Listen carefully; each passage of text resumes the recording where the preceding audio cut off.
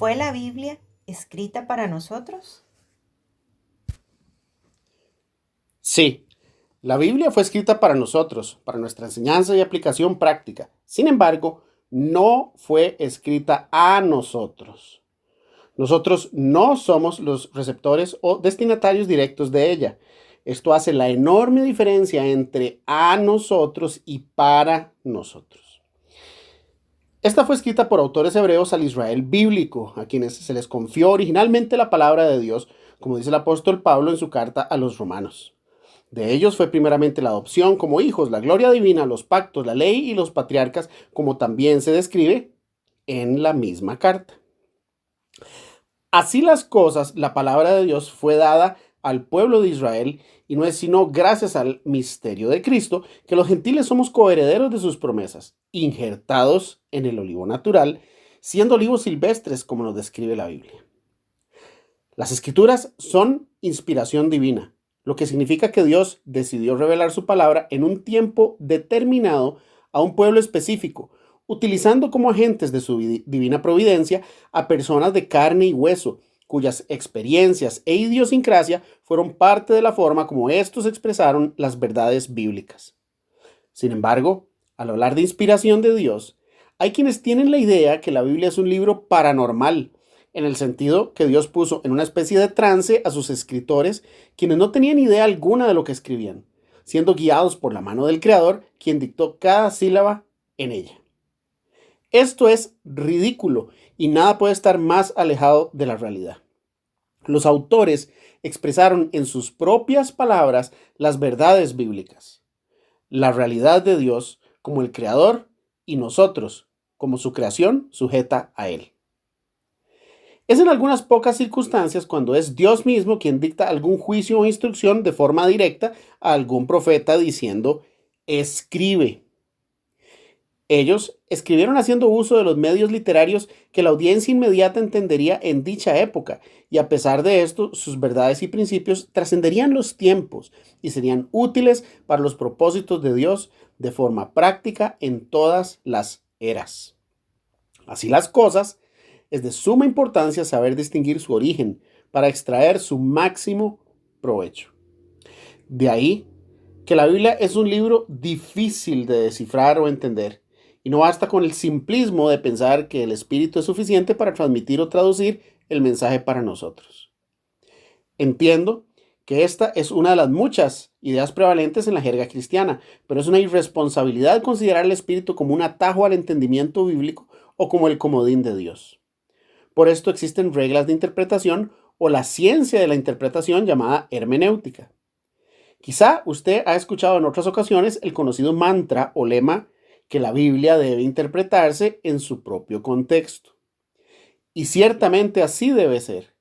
Pero como lo expusiera en mi serie de la escatología, cuyo link les comparto en la descripción de este video, el contexto no se limita exclusivamente a aspectos históricos, culturales o literarios, sino también la expectativa y cosmovisión de sus autores. Personas que vivieron en el antiguo Medio Oriente entre el segundo milenio antes de Cristo y el primer siglo después de Cristo. Solo imagine cómo una persona en Escandinavia viviendo 1000 años en el futuro entendería algo que usted haya escrito en español en el siglo XXI. Aparte de la barrera idiomática, a menos que esa persona pudiera meterse en su cabeza y pensar como usted, teniendo la misma forma de ver el mundo, no podría descifrar mucho de lo escrito sin compartir su mismo marco de referencia, misma forma de utilizar las palabras, dichos o expresiones particulares de su cultura. De ahí que es sumamente importante el estudio responsable de la palabra. A pesar de esta obvia observación, hay una prevalente tendencia en la Iglesia de filtrar el pensamiento bíblico a través de ojos modernos, de credos doctrinales, confesiones de fe o preferencias denominacionales, y en el peor de los casos, la propia conveniencia. No es que todas estas cosas sean malas, algunas evidentemente lo son. El problema es que conformarse a esto nos limita el entendimiento del mensaje y el mundo bíblico. La idiosincrasia del mundo antiguo es muy diferente a la nuestra, por lo que aplicar nuestros filtros intelectuales, doctrinales o científicos en nada ayudan a descifrar el mensaje bíblico y por el contrario crean innecesarias confusiones y conflictos. Como dice el erudito Dr. Michael Heiser, deje que la Biblia sea lo que es.